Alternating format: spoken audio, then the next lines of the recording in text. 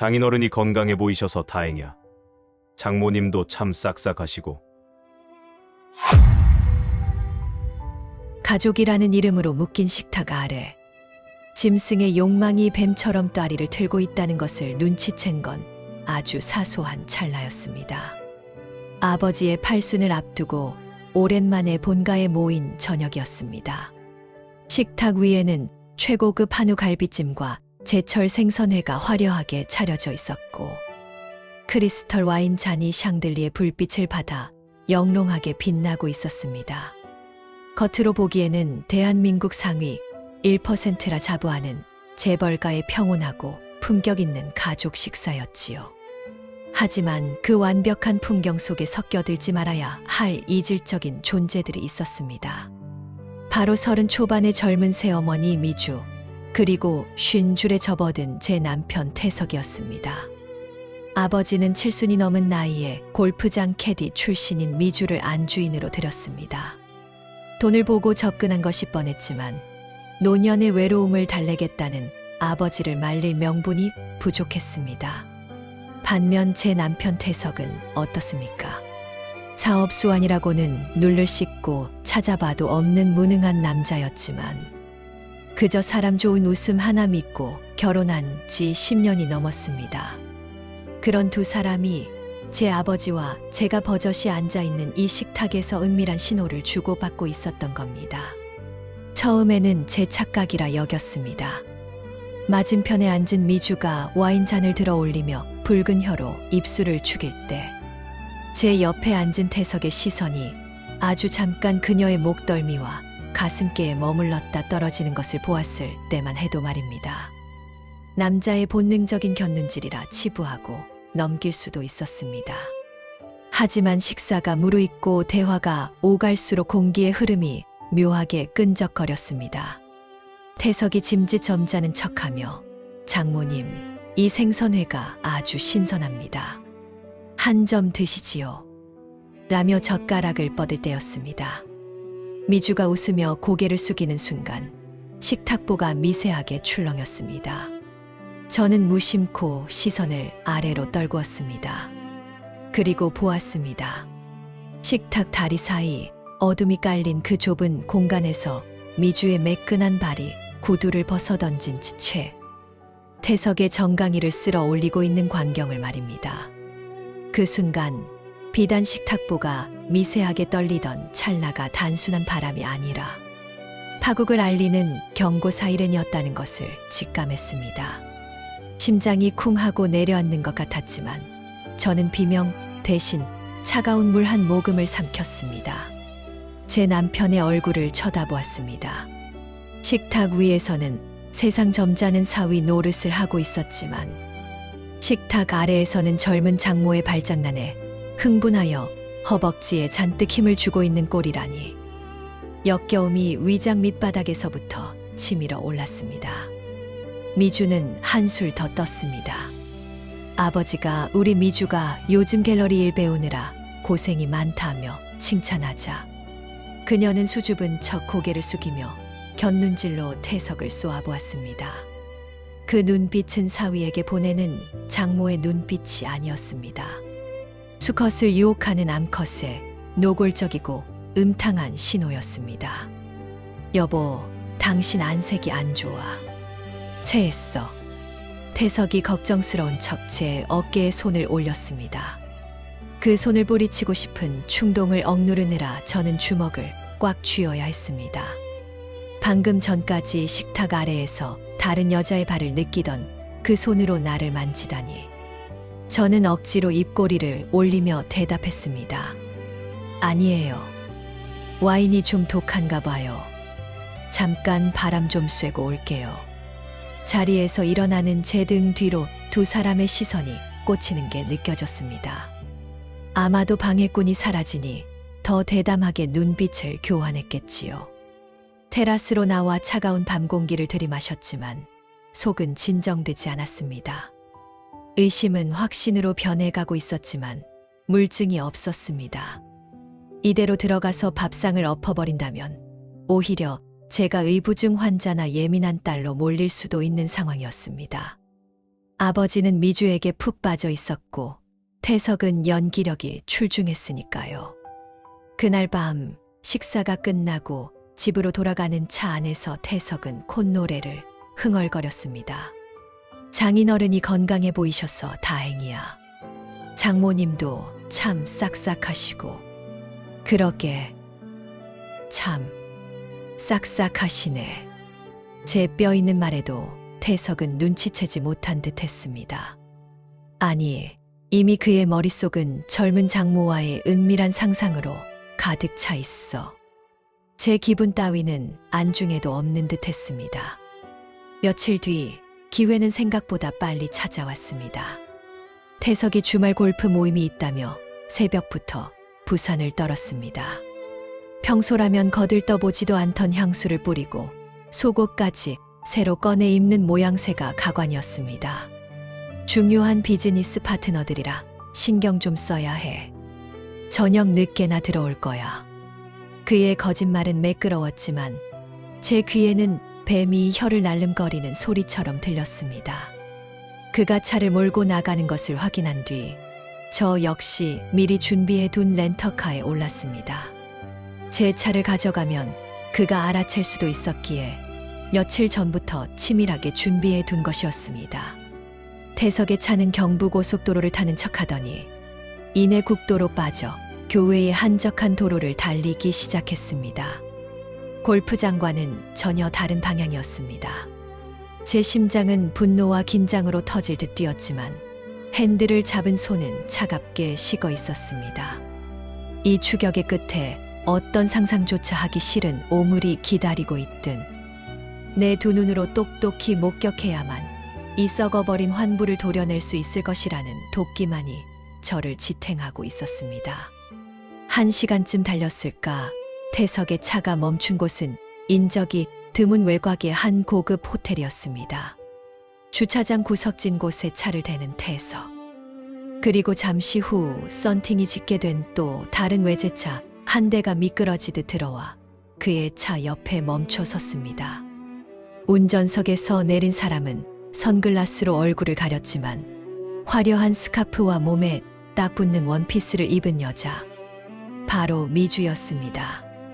두 사람은 주위를 살피는 척하더니 이내 서로의 허리를 감싸 안으며 호텔 로비가 아닌 지하 주차장과 연결된 엘리베이터 쪽으로 발걸음을 옮겼습니다. 미친 듯이 질주하던 차가 멈춰선 곳은 푸른 잔디가 깔린 골프장이 아니라 욕망과 기만이 어둠 속에서 엉겨붙는 비밀의 안식처였던 것입니다. 차 안에서 그 모습을 지켜보던 저는 숨이 턱 막혀왔습니다. 태석이 미주의 엉덩이를 툭 치며 음흉하게 웃는 모습, 미주가 태석의 넥타이를 잡아당기며 귓속말을 하는 모습. 그것은 단순한 불륜을 넘어선 인륜을 저버린 폐륜의 현장이었습니다. 제 남편과 제 새어머니, 족보조차 꼬여버린 이 더러운 관계를 눈앞에서 확인하니 슬픔보다는 서늘한 사리가 먼저 솟구쳤습니다. 당장이라도 차 문을 열고 뛰쳐나가 두 사람의 머리채를 잡고 소리를 지르고 싶었습니다. 하지만 저는 엑셀을 밟는 대신 조수석에 놓인 고성능 카메라를 집어들었습니다. 셔터를 누르는 제 손가락은 미세하게 떨리고 있었지만 렌즈 초점만은 정확하게 두 사람의 뒷모습을 겨냥했습니다. 그래, 즐길 수 있을 때 실컷 즐겨도 그 쾌락이 너희의 목을 조르는 올가미가 될 테니까. 엘리베이터 문이 닫히고 숫자가 올라가는 것을 확인한 뒤에야 저는 카메라를 내려놓았습니다. 차가운 차 안, 정적만이 감도는 그곳에서 저는 맹수처럼 숨을 골랐습니다. 이제 막 서막이 올랐을 뿐입니다. 단순히 이혼으로 끝낼 문제가 아니었습니다. 저들을 가장 비참한 밑바닥으로 끌어내리기 위해서는 더 확실하고 더 치명적인 증거가 필요했습니다. 호텔 주차장의 어둑한 조명 아래서 저는 붉게 충혈된 눈으로 태석의 차를 노려보았습니다. 저 차 안에 도청 장치를 심어야겠다는 생각이 스쳤습니다. 그들이 나누는 역겨운 대화 하나하나가 훗날 법정에서, 그리고 아버지 앞에서 그들을 파멸시킬 가장 날카로운 칼날이 되어 줄 테니까요. 저는 핸드폰을 꺼내 심부름센터 직원에게 문자를 보냈습니다. 지금 바로 작업 시작하세요. 위치 전송합니다. 이제부터는 전쟁이었습니다. 피 한 방울 흘리지 않고 저들의 영혼까지 털어버릴 잔혹하고도 우아한 전쟁 말입니다. 저는 시동을 끄고 어둠 속에서 그들이 나오기를 기다렸습니다. 지옥 같은 시간이 흐르고 있었지만 제 머릿속은 그 어느 때보다 차갑고 명징하게 돌아가고 있었습니다. 가장 잔인한 고문은 육체를 찢는 고통이 아니라 영혼을 난도질하는 배신자를 보고도 웃어주어야 하는 인내의 시간이었습니다. 호텔 주차장에서 돌아온 그날 밤, 저는 한숨도 자지 못했습니다. 새벽녘에야 도둑고양이처럼 살금살금 들어와 제 옆에 눕는 태석이 척척한 살냄새가 역겨워 구역질이 치밀어 올랐지만 이를 악물고 자는 척 등을 돌렸습니다. 그는 제가 잠든 줄 알고 안도의 한숨을 내쉬더군요. 그 가증스러운 숨소리를 들으며 저는 어둠 속에서 두 눈을 부릅떴습니다.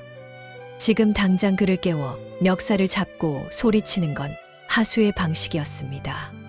짐승을 잡으려면 덫이 필요했고 그 덫을 완벽하게 작동시키기 위해서는 뼈를 깎는 인내가 필요했습니다. 다음 날 아침 태석은 평소보다 더 다정한 목소리로 저를 깨웠습니다. 여보, 어제 많이 피곤했지? 내가 당신 좋아하는 전복죽 좀 사왔어. 식탁 위에 놓인 따뜻한 죽 그릇을 보며 저는 속으로 비릿한 웃음을 삼켰습니다. 죄책감을 덜어내기 위한 얄팍한 면죄부. 그가 내미는 숟가락을 받아들며 저는 생긋 웃어주었습니다. 고마워요. 당신밖에 없네. 제 입에서 나온 거짓말이 혀끝을 쓰리게 했지만 태석은 그 말에 안심한 듯 해벌쭉 웃어 보였습니다. 그가 샤워를 하러 욕실로 들어간 사이 저는 재빠르게 움직였습니다. 그의 차 키를 집어들고 주차장으로 내려갔습니다. 심장이 터질 듯 뛰었지만 손놀림은 침착했습니다. 미리 준비해둔 초소형 녹음기를 운전석 시트 및 깊숙한 곳에 부착하고 차량 블랙박스의 메모리 카드를 새 것으로 교체한 뒤 기존 카드를 주머니에 넣었습니다. 고작 5분도 걸리지 않는 짧은 시간이었지만 등줄기에는 식은땀이 흥건했습니다. 손톱만한 그 검은 플라스틱 조각이 제 인생을 송두리째 뒤흔들 폭탄의 뇌관이라는 사실에 손끝이 파르르 떨려왔습니다. 다시 집으로 돌아와 아무 일도 없었던 것처럼 소파에 앉아 잡지를 펼쳤습니다. 욕실에서 나온 태석은 콧노래를 흥얼거리며 출근 준비를 했습니다. 오늘도 늦을 거야?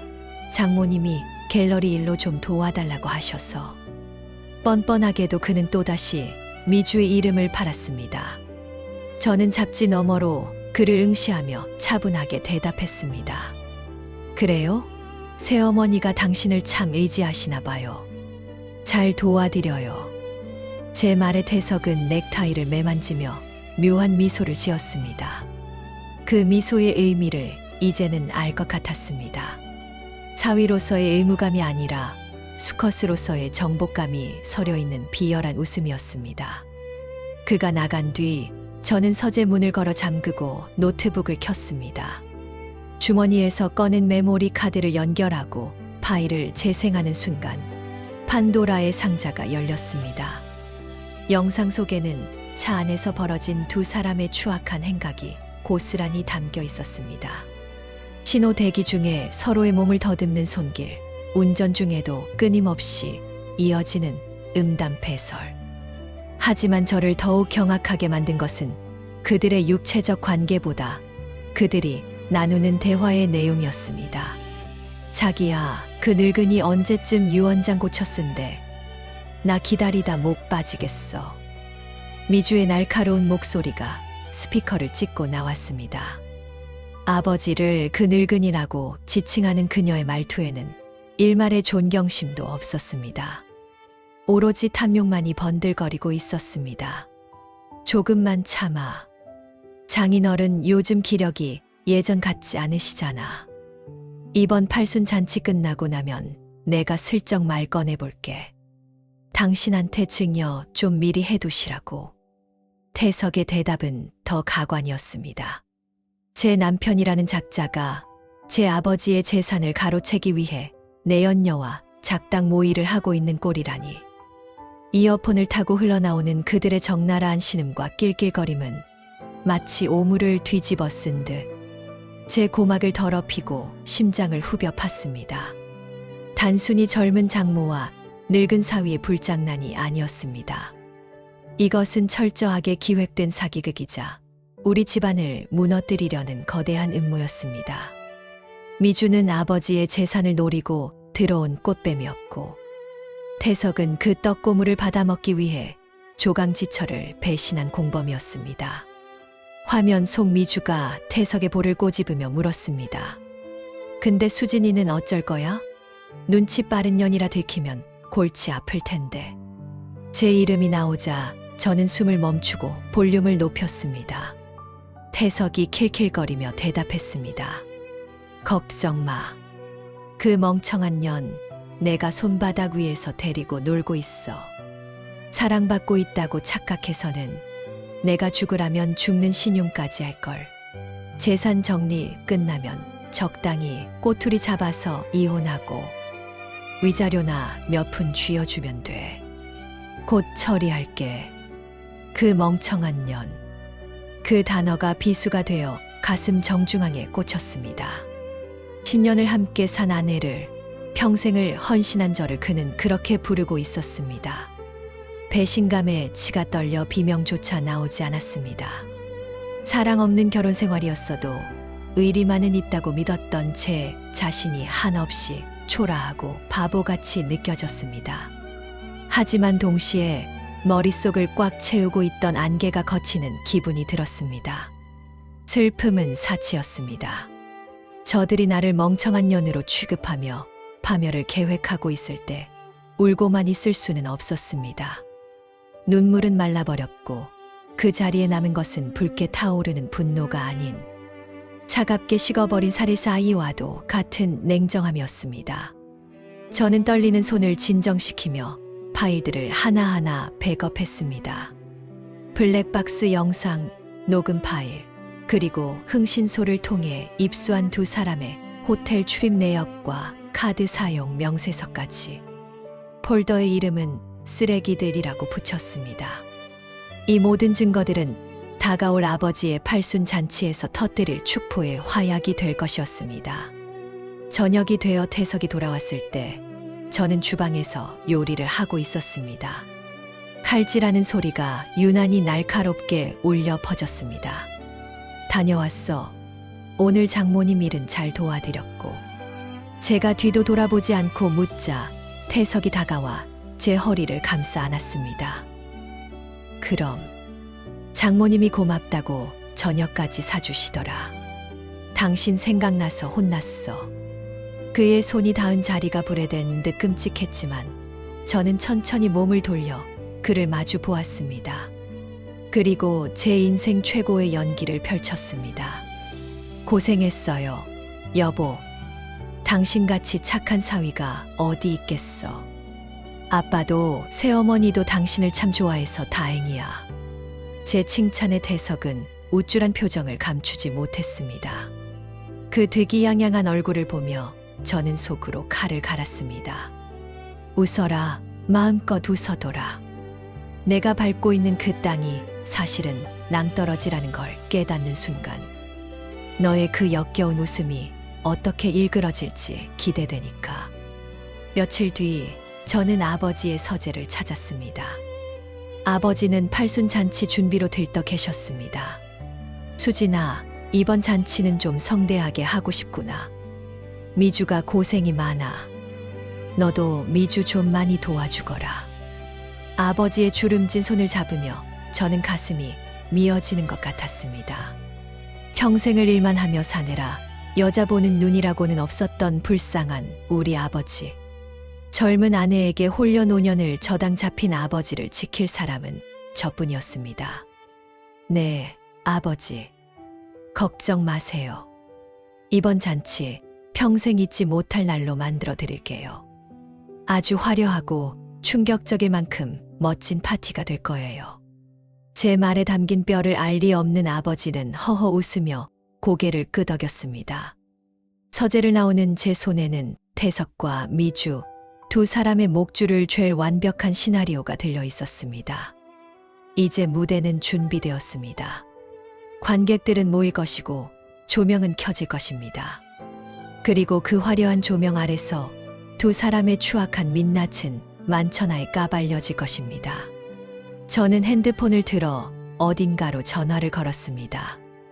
네, 김 실장님. 준비하신 영상 편집은 끝났나요? 내 소리도 아주 선명하게요. 특히 멍청한 년 그 부분 자막까지 넣어서 강조해 주세요. 전화를 끊으며 저는 창밖을 바라보았습니다. 검은 먹구름이 몰려오고 있었습니다. 폭풍우가 치기 직전의 고요함.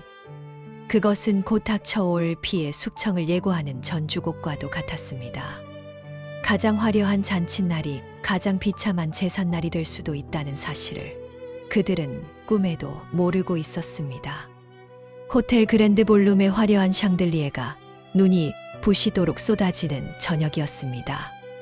대한민국 정재계를 주름잡는 인사들이 아버지의 팔순을 축하하기 위해 한자리에 모였고 테이블마다 놓인 최고급 샴페인은 황금빛 기포를 터뜨리며 축제 분위기를 고조시켰습니다. 그 중심에는 오늘의 주인공인 아버지와 붉은색 오프숄더 드레스를 입고 여주인 행세를 하는 미주, 그리고 말끔한 턱시도 차림으로 하객들을 맞이하는 제 남편 태석이 있었습니다. 남들이 보기에는 더할 나위 없이 화목하고 성공한 재벌가의 풍경이었을 겁니다. 미주는 아버지의 팔짱을 끼고 곁에 섞인 웃음을 흘리며 사모님 소리를 즐기고 있었고, 태석은 깍듯한 사위 연기를 하며 여기저기 명함을 돌리고 있었습니다. 그 가증스러운 연극을 지켜보는 제 손에는 땀이 흥건했습니다. 하지만 그것은 긴장 때문이 아니라 곧 터뜨릴 폭탄의 스위치를 쥐고 있다는 전율 때문이었습니다. 식이 시작되고 아버지가 단상에 올랐습니다. 내 인생의 황혼기에 이런 천사 같은 아내와 듬직한 사위를 얻었으니 나는 세상에서 제일 행복한 노인네입니다. 아버지의 떨리는 목소리에 하객들이 박수를 보냈습니다. 미주는 눈물을 훔치는 신용을 했고 태석은 겸손하게 고개를 숙였습니다. 저 역겨운 위선자들의 가면을 벗겨버릴 시간이 다가오고 있었습니다. 사회자가 마이크를 잡고 외쳤습니다. 자, 다음은 따님인 수진 씨가 아버님을 위해 특별히 준비한 헌정 영상이 있겠습니다. 모두 스크린을 주목해 주십시오. 조명이 어두워지고 대형 스크린에 불이 들어왔습니다. 사람들은 아버지의 지난 업적이나 가족 사진이 나올 것이라 기대하며 와인잔을 기울였습니다. 저 역시 어둠 속에 몸을 숨긴 채 차가운 미소를 지으며 스크린을 응시했습니다. 폭풍우가 몰아치기 직전의 바다처럼 장내에는 기이한 정적과 기대감이 동시에 감돌았습니다. 하지만 스피커를 타고 흘러나온 것은 감동적인 배경음악이 아니었습니다. 자기야, 아흥, 거기 좋아. 적나라한 신음소리가 고요한 연회장을 찍고 울려 퍼졌습니다. 사람들은 웅성거리기 시작했고 당황한 사회자가 음향 담당자를 쳐다보았습니다. 하지만 영상은 멈추지 않았습니다. 화면 가득 채운 것은 흔들리는 차 안 엉겨붙은 두 남녀의 실루엣이었습니다. 그리고 이어진 선명한 목소리. 그 늙은이 냄새나서 같이 자기 싫어 죽겠어. 빨리 뒤져야 자기랑 맘 편히 살 텐데. 미주의 목소리였습니다. 하객들의 시선이 일제히 단상 위의 미주에게 꽂혔습니다. 미주의 얼굴이 백지장처럼 하얗게 질려갔습니다. 하지만 충격은 거기서 끝나지 않았습니다. 조금만 참아. 수진이 그 멍청한 년, 내가 구워 삶아서 재산 다 빼돌리고 있잖아. 곤, 우리 세상이야. 태석의 목소리가 이어지자 장내는 순식간에 아수라장이 되었습니다. 점잖았던 귀부인들이 비명을 질렀고 정계 인사들은 혀를 차며 고개를 돌렸습니다. 영상 속의 두 사람은 호텔 엘리베이터에서 서로의 몸을 탐하며 키스를 퍼붓고 있었습니다. 누가 봐도 명백한 미주와 태석, 장모와 사위였습니다. 아버지는 믿을 수 없다는 듯 스크린과 두 사람을 번갈아 보시더니 가슴을 부여잡고 비틀거렸습니다. 짐승만도 못한 것들. 아버지의 호통에 영상이 뚝 끊겼습니다. 조명이 다시 켜지자 적나라하게 드러난 두 사람의 몰골은 처참했습니다. 태석은 넥타이를 풀어헤친 채 땀을 흘리고 있었고 미주는 부들부들 떨며 주저앉아 있었습니다. 저는 천천히 그들 앞으로 걸어 나갔습니다. 마이크를 잡은 제 손은 더 이상 떨리지 않았습니다. 이게 제가 준비한 선물입니다. 아버지. 그리고 여러분. 제 남편과 새어머니의 추악한 불륜 잘 감상하셨습니까? 제 말이 끝나기가 무섭게 태석이 저를 향해 달려들려 했습니다. 너 미쳤어. 이걸 여기서 틀면 어떡해. 집안 망신시킬 일 있어. 경호원들이 태석을 막아서자 그는 씩씩거리며 소리를 질렀습니다. 반성이나 사과는커녕 자신의 치부가 드러난 것에 대한 분노뿐이었습니다. 그때 바닥에 주저앉아 있던 미주가 도끼 어린 눈으로 고개를 들었습니다. 그래, 사랑해서 그랬다. 왜 사랑 없는 결혼 생활이 무슨 의미가 있어? 나도 여자야. 늙은이랑 사는 게 얼마나 끔찍한지 내가 알아? 짐승에게도 부끄러움이라는 감정이 있을진데 인간의 탈을 쓴 그들은 뻔뻔함으로 무장한 채 도리어 고개를 쳐들었습니다. 미주의 뻔뻔한 외침의 장내는 찬물을 끼얹은 듯 조용해졌습니다. 불륜을 저지르고도 사랑을 운운하는 그 당당함에 사람들은 기가 차서 말문이 막힌 것입니다. 아버지는 충격으로 뒷목을 잡고 의자에 쓰러지듯 앉으셨습니다. 사랑. 제가 코웃음을 치자 태석이 거들고 나섰습니다. 그래, 나도 수진이 너랑 사는 거 지옥 같았어. 맨날 얼음장같이 차가운 여자, 정냄이 떨어진 지 오래라고. 장모님. 아니, 미주 씨는 나를 남자로 대해줬어. 우린 서로 사랑한다고. 태석은 이제 막 나가기로 작정한 듯 했습니다. 어차피 들통난 마당에 피해자 코스프레라도 해서 위자료라도 챙기려는 속셈이 뻔히 보였습니다. 그는 하객들을 향해 억울하다는 듯 소리쳤습니다. 여러분, 저 여자가 저를 무시하고 괄시해서 제가 밖으로 둘 수밖에 없었습니다. 남자가 오죽하면 장모한테 마음을 줬겠습니까? 이건 다 저 여자가 원인을 제공한 겁니다.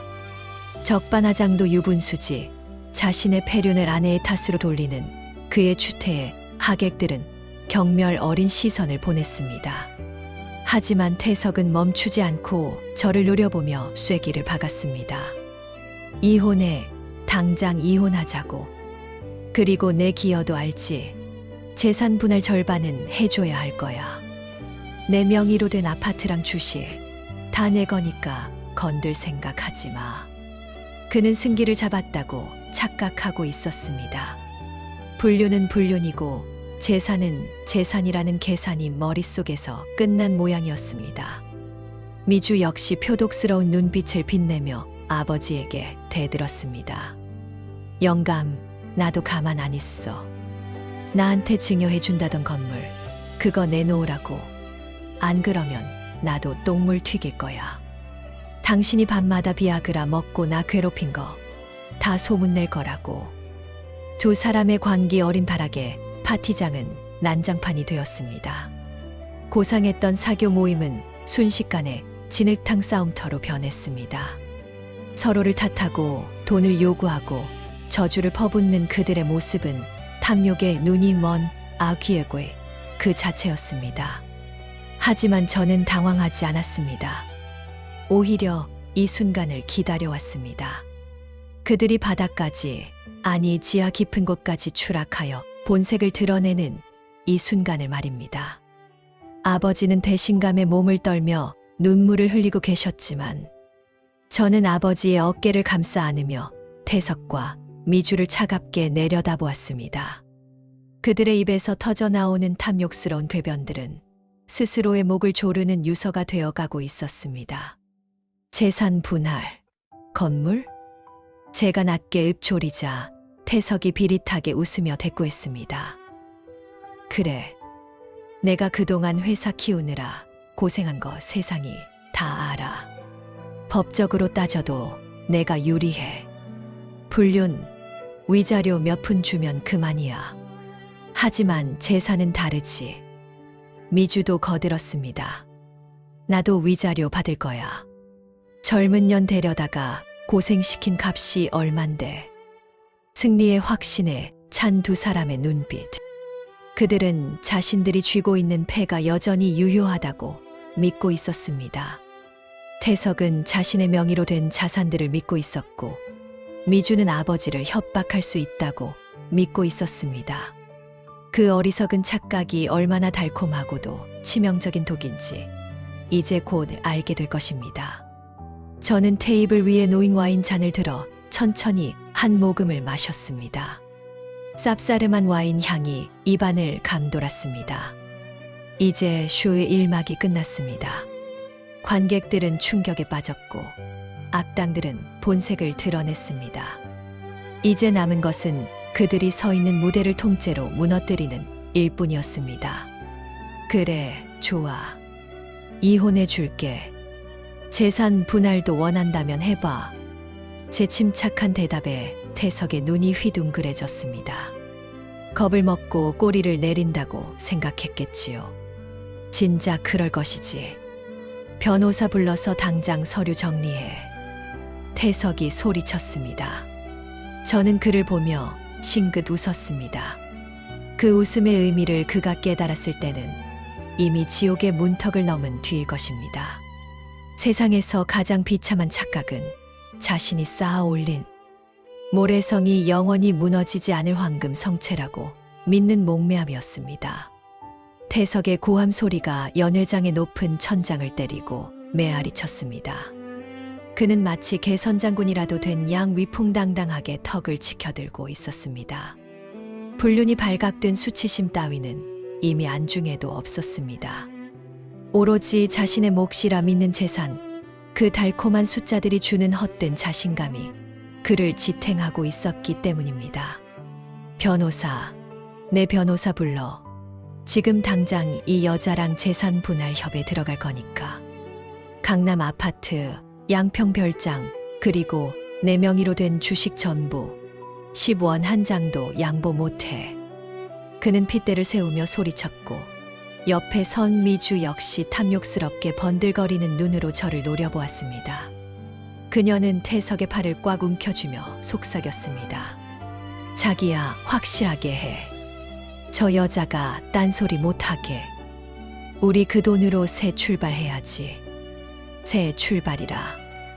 남의 눈에 피눈물을 흘리게 하고 얻은 돈으로 꾸리는 삶이 과연 행복할 수 있을까요? 저는 그들의 저열한 꿈을 산산조각 내기 위해 천천히 입을 열었습니다. 제 목소리는 낮았지만 그 어떤 고함보다 서늘하게 장내를 얼어붙게 만들었습니다. 재산 분할이라. 그래요. 당신 말대로 법대로 합시다. 그런데 여보, 당신이 나눌 재산이라는 게 과연 존재하기나 할까? 태석이 코웃음을 쳤습니다. 무슨 헛소리야? 내 명의로 된 자산이 얼만데 당신이 아무리 발버둥 쳐도 내 명의는 못 건드려. 저는 품 안에서 서류 봉투 하나를 꺼내 테이블 위에 던졌습니다. 투 하는 둔탁한 소리가 정적을 깼습니다. 그것은 단순한 종이 뭉치가 아니라 태석의 인생을 송두리째 부정하는 사망 선고서였습니다. 직접 확인해봐. 당신이 철석같이 믿고 있는 그 당신 명의의 실체를. 태석은 의심스러운 눈초리로 봉투를 집어들었습니다. 서류를 꺼내 읽어 내려가는 그의 동공이 지진이라도 난 듯 흔들리기 시작했습니다. 한 장, 두 장, 페이지가 넘어갈수록 그의 얼굴색은 흙빛으로 변해갔습니다. 입술이 파르르 떨리더니 이내 들고 있던 서류를 바닥에 떨어뜨렸습니다. 종이들이 팔랑거리며 바닥에 흩어졌습니다. 그 위에는 붉은색 글씨로 선명하게 찍힌 압류, 근저당, 채무불이행이라는 단어들이 춤을 추고 있었습니다. 자신이 딛고 서 있던 땅이 사실은 낭떠러지 위 허공이었다는 것을 깨달은 자의 표정은 공포를 넘어선 기괴함 그 자체였습니다. 이게 뭐야? 내 아파트가 왜? 주식이 왜 하나도 없어? 이게 다 무슨 소리야? 태석이 비명을 질렀습니다. 저는 와인 잔을 흔들며 차분하게 설명했습니다. 당신 결혼 전부터 도박 빚이 있었잖아. 내가 모를 줄 알았어. 당신이 사업한다고 까먹은 돈, 주식으로 날린 돈. 그거 메꾸느라 당신 명의로 된 건 이미 10년 전부터 껍데기뿐이었어. 강남 아파트. 그거 우리 아버지가 당신 기죽지 말라고 명의만 빌려준 거지. 실소유주는 우리 재단이야. 그리고 그마저도 당신이 몰래 끌어다 쓴 사채 빚 때문에 이미 깡통된 지 오래고. 거짓말. 그럴 리가 없어. 내가 확인했을 땐 당신이 확인한 건 내가 보여준 조작된 서류였겠지. 당신같이 허영심 많은 남자가 자기가 빈털털이라는 걸 알면 기죽어서 살 수나 있었겠어. 그래서 내가 매달 당신 품위 유지비 대주면서 부자 놀이하게 해준 거야. 당신은 내 남편이었으니까. 제 말은 비수가 되어 태석의 심장을 찔렀습니다. 그는 다리에 힘이 풀린 듯 휘청거렸습니다. 평생을 자신이 능력 있는 사업가이자 자산가라고 믿고 살았던 그의 자존감이 모래성처럼 무너져 내리는 순간이었습니다. 사실 그는 제 카드가 없으면 점심 한 끼도 해결 못하는 제 기생충에 불과했습니다. 그때였습니다. 상황 파악을 끊는 미주의 표정이 기묘하게 일그러지기 시작했습니다. 방금 전까지 태석의 팔에 매달려 자기 열을 외치던 그녀의 눈빛이 싸늘하게 식어갔습니다. 그녀가 태석을 바라보는 시선은 썩은 동아줄을 잡았다는 것을 깨달은 쥐새끼의 다급함과 배신감으로 뒤엉켜 있었습니다. 뭐라고? 빈털터리, 빚쟁이. 미주의 날카로운 목소리가 태석의 귀를 때렸습니다. 태석은 당황하며 미주를 쳐다보았습니다. 아니야, 미주씨. 뭔가 착오가 있는 거야. 저 여자가 꾸민 짓이라고. 하지만 미주는 더 이상 태석의 자기가 아니었습니다. 그녀는 태석의 가슴팍을 거칠게 밀쳐냈습니다. 이 미친 늙은이가 돈도 없는 주제에 재벌 사위 행세를 해. 야, 너 나한테 강남 건물 주라며 곧 이혼하고 나랑 하와이 가서 살자며. 그게 다 뻥이었어. 미주의 표독스러운 본색이 드러났습니다. 그녀에게 태석은 사랑하는 남자가 아니라 그저 돈 나오는 자판기였을 뿐이었습니다. 그런데 그 자판기가 고장난 고철 덩어리라는 사실이 밝혀지자 그녀는 가차없이 그를 폐기 처분하려 들었습니다. 미주씨, 왜 이래? 우리 사랑하잖아. 돈은 다시 벌면 돼. 태석이 애처롭게 미주의 옷자락을 붙잡았지만 미주는 혐오스럽다는 듯 그의 손을 뿌리쳤습니다. 짝 하는 경쾌한 파열음과 함께 태석의 고개가 돌아갔습니다. 미주가 태석의 뺨을 올려붙인 것입니다. 사랑, 웃기지 마. 누가 너 같은 배불뚝이 늙은이를 사랑해. 돈 보고 비위 맞춰준 거지. 냄새나. 저리 꺼져. 미주는 태석에게 침을 뱉을 기세였습니다. 태석은 멍한 표정으로 뺨을 감싸 쥐었습니다. 자신이 믿었던 사랑, 아내를 배신하고 선택한 그 열정적인 사랑이 고작돈 앞에서 휴지 조각처럼 구겨지는 꼴을 목격한 충격은 컸을 것입니다. 바닥을 기는 두 남녀의 꼴은 흡사 진흙탕 속에서 서로를 물어뜯는 군주린 들개떼와 다를 바가 없었습니다. 저는 그 추악한 난투극을 팔짱을 낀 채 내려다보았습니다. 사랑 없는 결혼 생활보다 낫다며 당당하게 외치던 그들의 사랑은 결국 통장 잔고가 바닥나는 순간 증발해 버리는 껍데기에 불과했습니다. 하객들은 경악을 넘어 조소를 보내고 있었습니다. 아버지는 이 기가 막힌 상황에 혀를 차며 고개를 돌리셨습니다. 미주는 이제 타깃을 바꾸어 저에게 달려들 기세였습니다. 야, 너 이거 다 알고 있었지? 내가 똥 밟게 하려고 일부러 입 다물고 있었던 거지. 이 독한 년. 미주가 악에 받쳐 소리쳤습니다. 태석에게서 얻어낼 것이 없다는 걸 깨닫자 그녀는 뻔뻔하게도 피해자 행세를 하며 저를 비난했습니다. 재산을 노리고 접근했다가 실패한 꽃뱀의 최후 발악이었습니다.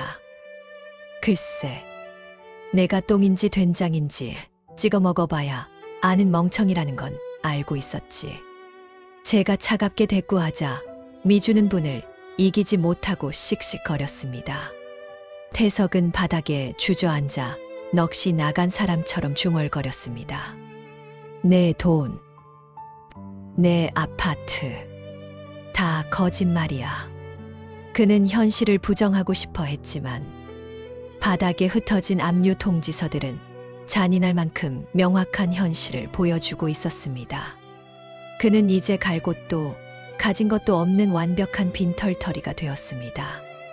아니, 수십억의 빚더미에 앉은 신용불량자, 신세가 된 것입니다. 하지만 이것으로 끝이 아니었습니다. 미주는 아직 자신이 건재하다고 믿고 있었습니다. 태석은 망했어도 자신은 아직 아버지의 법적 아내였으니까요. 그녀는 머리를 쓸어 넘기며 도끼 어린 눈으로 아버지를 쳐다보았습니다. 영감 받지? 당신 사위라는 놈이 저런 사기꾼이야. 나도 속았다고. 난 피해자야. 그러니까 위자료 내놔. 나 이 집구석에서 나갈 테니까 내 목 챙겨달라고. 그녀는 태석을 버리고 재빨리 살기를 도모했습니다. 불륜이 들통났어도 이혼 소송을 걸면 재산, 분할이나 위자료를 챙길 수 있을 거라는 얄팍한 계산이 섰을 겁니다. 태석이 무너졌으니 이제 아버지의 바짓가랑이를 물고 늘어져 한몫 챙기려는 심산이었습니다. 저는 그런 미주를 보며 입꼬리를 살짝 올렸습니다. 태석이 무너진 것은 예고편에 불과했습니다. 진짜 반전은 그녀가 믿고 있는 마지막 동아줄마저 끊어버리는 것이었으니까요. 미주야, 너 아직도 상황 파악이 안 되니? 내가 지금 챙길 수 있는 건 위자료가 아니라 쇠고랑뿐이라는 걸. 제 말에 미주가 멈칫했습니다. 그녀의 눈동자가 흔들렸습니다. 뭐, 쇠고랑, 웃기고 있네. 내가 뭘 잘못했는데 바람 좀 피운 게 죄야? 콩밥은 내 남편이나 먹이라고 해. 아직도 그녀는 자신이 어떤 덫에 걸려들었는지 모르고 있었습니다. 태석의 파산을 유도하고 미주에게 태석이 알짜배기라고 정보를 흘린 사람이 누구인지, 그리고 그녀가 탐욕에 눈이 멀어 저지른 불법적인 일들이 얼마나 많은 증거로 남아있는지. 저는 천천히 그녀에게 다가갔습니다. 이제 마지막 카드를 꺼낼 차례였습니다. 단순한 불륜 복수극이 아닌 이 모든 판을 설계한 설계자의 진짜 얼굴을 보여줄 시간이었습니다. 가장 완벽한 사냥은 맹수가 먹잇감의 목덜미를 무는 순간이 아니라 먹잇감이 제 발로 덫을 향해 걸어 들어와 환호성을 지르는 순간 완성되는 법입니다. 미주는 여전히 상황 파악을 하지 못한 채 제 앞에서 독사를 닮은 눈을 번뜩이고 있었습니다. 그녀는 자신이 그저 남자 하나 잘못 만난 피해자라고 굳게 믿고 있는 듯 했습니다. 태석의 거짓말에 속아 넘어간 가련한 여인, 그것이 그녀가 구상한 마지막 탈출구였겠지요. 하지만 그 탈출구마저 제가 파놓은 깊은 함정이라는 사실을 알게 된다면 과연 그녀는 어떤 표정을 지을까요? 설계자라니. 그게 무슨 귀신 씻나라 까먹는 소리야. 미주가 앙칼지게 쏘아붙였습니다. 바닥에 주저앉아 있던 태석 역시 멍한 눈으로 저를 올려다보았습니다. 저는 천천히 걸음을 옮겨 두 사람 사이 그 더러운 욕망의 교차점에 섰습니다. 그리고 부드럽지만 단호한 목소리로 그들의 지난 날을 복기해 주었습니다. 태석 씨, 당신에게 그 대박 주식 정보를 물어다 준 김이사 기억하지? 당신이 철석같이 믿고 전 재산을 털어넣었던 그 사람 말이야. 태석의 눈동자가 흔들렸습니다. 김이사를 당신이 어떻게 알아? 어떻게 알긴. 내가 당신에게 보낸 사람이니까. 제 입에서 나온 말은 폭탄이 되어 태석의 뇌리를 강타했습니다. 그는 입을 떡 벌린 채 숨조차 쉬지 못했습니다. 저는 시선을 돌려 미주를 바라보았습니다. 그리고 미주 너. 내가 다니던 그 고급 마사지 샵 원장. 태석 씨가 알짜배기 강남 땅 부자라고 귀띔해 줬다지. 그 원장, 내 고등학교 동창이야. 미주의 얼굴이 경악으로 일그러졌습니다. 핏기가 완전히 가신 그녀의 얼굴은 마치 밀랍 인형처럼 기괴해 보였습니다. 탐욕이라는 색안경을 낀 자들에게는 낭떠러지로 향하는 이정표조차 황금빛 레드카펫으로 보이는 법이지요. 말도 안 돼. 그게 다 내가 꾸민 짓이라고? 미주가 뒷걸음질 치며 중얼거렸습니다. 그래. 너희 둘은 내가 짜놓은 판 위에서 춤추는 꼭두각시였어. 태석 씨가 빚더미에 앉게 만든 것도, 내가 태석 씨를 황금거위로 착각하게 만든 것도, 그리고 두 사람이 불륜이라는 끈적한 관계로 엮이게 유도한 것도 전부 나야. 저는 싸늘하게 웃으며 말을 이었습니다. 서로의 돈을 노리고 몸을 섞었지만 결국 둘 다 빈털터리 거지와 사기꾼을 만난 셈이지. 어때? 서로의 진짜 모습을 확인한 기분이? 그제야 모든 퍼즐이 맞춰진 두 사람은 공포에 질린 눈으로 서로를, 그리고 저를 번갈아 보았습니다. 태석은 자신이 저지른 횡령과 사기 행각이, 미주는 자신이 저지른 간통과 협박이 모두 제 손바닥 안에서 노란한 일이었다는 것을 깨달았습니다. 그들은 사랑을 한 것이 아니라 제가 던져준 미끼를 물고 서로를 파멸로 이끄는 경주를 했던 것입니다. 그때 연회장 입구에서 웅성거리는 소리와 함께 제복을 입은 경찰들이 들이닥쳤습니다. 제가 미리 신고해 둔 덕분이었습니다. 김태석 씨, 회사 자금 횡령 및 사문서 위조 혐의로 긴급 체포합니다. 경찰이 태석의 손목에 차가운 수갑을 채웠습니다. 태석은 비명을 지르며 저항했습니다. 이건 모함이야. 여보, 수진아. 내가 잘못했어. 제발 한 번만 봐줘. 나 감옥 가기 싫어. 조금 전까지 재산 분할을 운운하며 큰 소리치던 위풍당당함은 온데간데 없고 살려달라고 애원하는 비굴한 늙은이만이 남아 있었습니다. 저는 그를 싸늘하게 외면했습니다. 당신이 좋아하던 그 겁대로 처리하는 거야. 콩밥도 당신 명의로 실컷 먹어봐. 태석이 끌려가자 미주는 사색이 되어 도망치려 했습니다. 하지만 그녀의 앞을 막아선 것은 다름 아닌 아버지였습니다. 충격으로 쓰러질 듯했던 아버지는 어느새 지팡이를 짚고 꼿꼿하게 서 계셨습니다. 그 눈빛에는 더 이상 젊은 아내를 향한 애정은 없었습니다. 오로지 가문을 더럽힌 죄인을 향한 엄중한 심판만이 서려 있었습니다. 여보, 아니 회장님, 저는 정말 몰랐어요. 저도 속은 거예요. 미주가 아버지의 바짓가랑이를 잡고 늘어졌습니다. 하지만 아버지는 단호하게 그녀를 뿌리쳤습니다. 더러운 손 치워라. 내 눈과 귀를 멀게 한 죄, 내 딸의 가슴에 못을 박은 죄, 그 대가는 톡톡히 치르게 될 거다. 아버지는 품에서 서류 한 장을 꺼내 미주의 얼굴에 던졌습니다. 혼인무효 소송장과 함께 그녀가 저지른 절도 및 기밀 유출에 대한 고소장이었습니다. 미주가 집안의 폐물을 몰래 빼돌려 팔아먹은 증거까지 저는 이미 완벽하게 확보해 둔 상태였습니다. 빈몸으로 들어왔으니 나갈 때도 빈몸으로 나가거라. 아니, 감옥에서 죗값부터 치르고 경찰들이 미주마저 연행해 갔습니다. 그녀는 악을 쓰며 저주를 퍼부었지만 그 소리는 하객들의 비웃음과 경멸 속에 묻혀버렸습니다. 서로의 살점을 물어뜯던 두 마리의 짐승이 포승줄에 묶여 끌려나가는 뒷모습은 한편의 비극이라기보다는 차라리 통쾌한 희극에 가까웠습니다. 소란스러웠던 연회장이 정리되고 하객들도 하나둘 자리를 떴습니다. 텅 빈 홀에는 저와 아버지만이 남았습니다.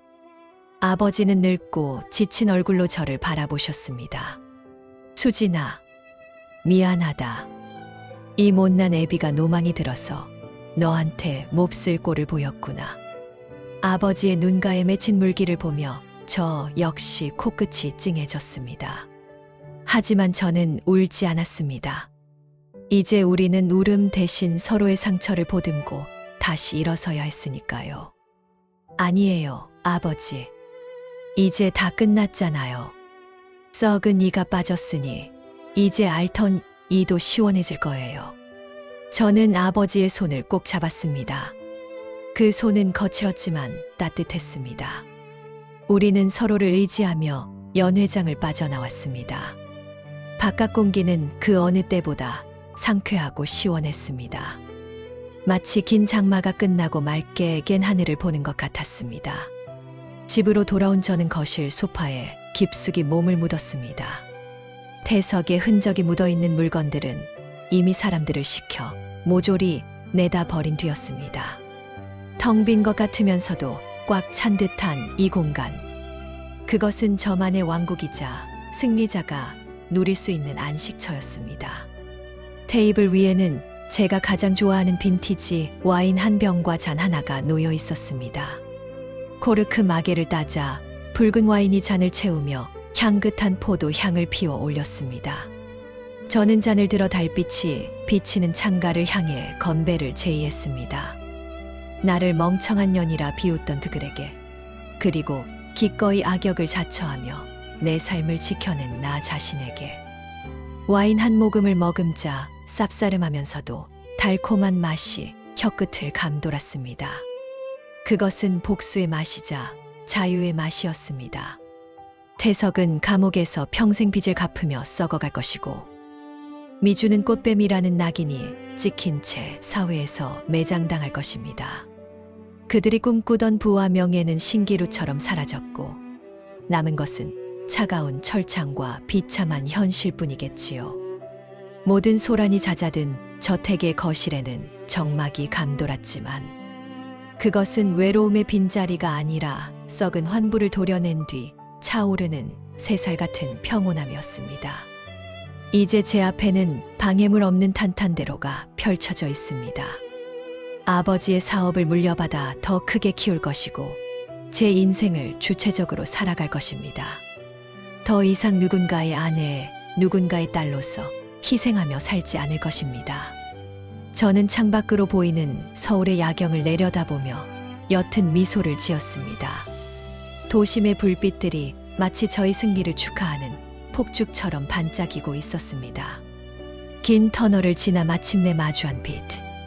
그 빛 속에서 저는 비로소 온전한 나를 되찾았습니다. 덫에 걸린 것은 그들이었지만 그 덫을 통해 해방된 것은 바로 저였습니다. 잔을 비우고 자리에서 일어났습니다. 내일은 아버지와 함께 여행이라도 다녀와야겠습니다. 그동안 고생한 우리 부녀에게 주는 작은 선물이 필요할 테니까요. 밤은 깊었지만 제 마음속에는 이미 찬란한 태양이 떠오르고 있었습니다. 끝까지 함께해 주셔서 진심으로 감사드립니다. 항상 건강하고 행복하세요. 고맙습니다.